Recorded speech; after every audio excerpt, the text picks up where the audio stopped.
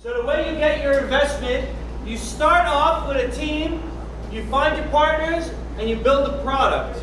Look, this one's not coming out. Which one? I've been screwing this for like 10 minutes. Oh, man. Wait, I don't think it was that one. Ready? Which one? Yeah, it was that one. Huh? Okay, see, for like some of these, you have to like, the screw won't come out. So you normally, when you screw it, you have to tap it to get it out. See? Magic. For those.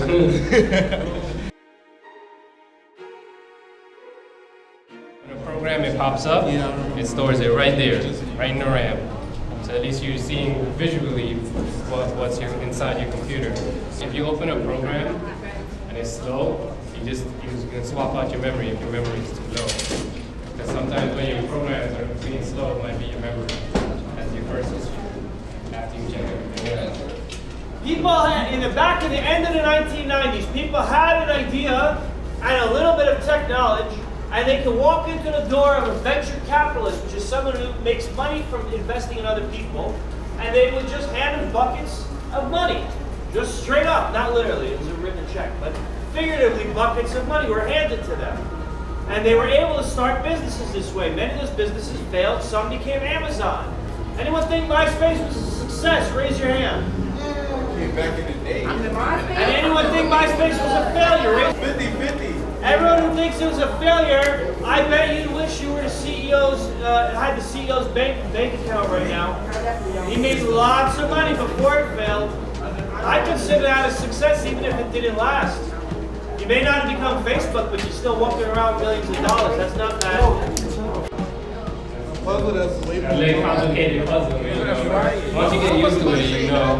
This one's not coming out. Once you do. Like if a puzzle has multiple layers, and it's just it's like one piece goes after to another, and you have to like figure out how everything goes. The way to get money for your business comes from several different options. Number one option was what someone said over there, put it on your credit card, take a loan. That's a messed up way to do it. When you seek out investment, you are going to one of three different kinds of people. Number one is called an angel investor. Angel investor is basically a rich dude. A rich dude who makes his money giving lots of different tech people a good amount of money on the premise that one or two of those people will make millions of dollars with it. Can you tell me what that part is that you just opened right now? Right here. What does it look like? Well, just random guess. You don't have to. Because this one was the memory, right? You said it? Here we go. Hey, see, because he learned this. He was learning this. So a typical angel investor will give between $50,000 and $250,000 to start your business. Angel investors never invest in one person, only in teams of at least 2 or 3 people. That's a rule. So if you're one guy with an idea, don't even bother, no one's investing in you. Then there are the venture capitalists. Venture capitalists are firms as opposed to people, meaning it's a company. The company is granted millions of dollars by wealthy people who want to make more than their millions. You guys work to find the best deals, where to invest it, and if I give you $1 million, I expect $2 million back. And what happens is these venture capitalists know enough wealthy people to do that. They pool the money together, and sooner or later they can have a fund of $1 billion. Now they have $1 billion to play with. Where do they invest the $1 billion? If they invest it carefully, they can turn that billion into $2 billion. And they keep a chunk of that profit, and they give the remainder of that as profit to the investors in the beginning. Everybody makes money. Now, venture capitalists are for later stages of investment, meaning typically the typical venture capitalist investment is somewhere between $500,000 and several $1 million. That is a typical. There's also on the other ends of the spectrum, but those are typical investment sizes. Typically, this is done out of pocket. So when you said take your bank loan, the beginning part is typically done out of pocket, but it doesn't have to cost that much. Anyone know how much it costs to create a basic app today? iPhone app, Android app? $10 free, what he said. It costs nothing but your own time. It does cost a lot of your own time, but there's no financial cost to creating an app. Most apps. There are some exceptions. Most of them, if you want to create the next video meeting, you can do it by just investing time and So basically, the first step to becoming your own boss, create your own product. In tech, it costs nothing to create most products. Very few products have a startup cost. If you wanted to make a new retail store to compete with Best Buy, how much do you think that startup cost would be? Millions. Because you need inventory, and the inventory alone is hundreds of thousands of dollars in a store like that. How about to create a new app to compete with Google Maps, like Waze did? Waze is the only competitor pretty much with Google Maps. It's free. It takes you time. There's always a reason a company buys another company. Either way, all of these acquisitions happen for a reason. They happen because the company has a reason that they want to buy them, usually to get the customers. That's typical. Now, when a company has a valuation, meaning how much it is estimated that company's worth, of $1 billion or more, and they're a tech company, there's a word for that company called a unicorn.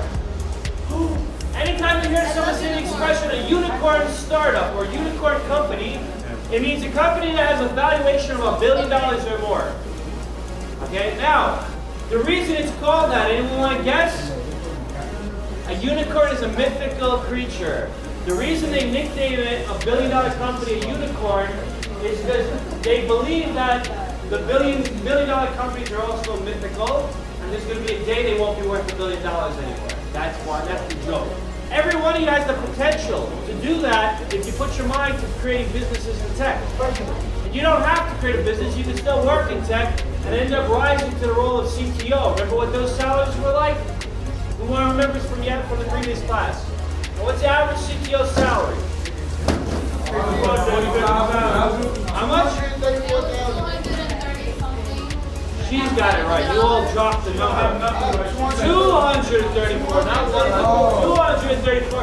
And that's the average. That means for every guy, no, 234 was what it was. $234,000 a year, $117 an hour. Now we got to remember, that is average salary across the United States. People in New York tend to make more because the cost of living is higher. So that means for every guy in Nebraska who's a CTO at an even 100 grand a year, $50 an hour, there's some New York guy making $400K a year to get that average. $200 an hour, $400K a year. It's not unheard of. You may not be qualified for that now, but in 10 years from now, you certainly can be. In this classroom, does anyone know someone who's made a healthy amount of money in tech, meaning like at least $100,000 working in tech? Anyone know who Craig Newmark is? Craig Newmark? No, nobody? Anyone ever sell or buy anything on Craigslist? Well, Craig Newmark is the founder, and he knows all about all of you in this classroom because he's one of the people who fund Techie Youth. Craig Newmark, the billionaire, if you Google his name, he's a billionaire.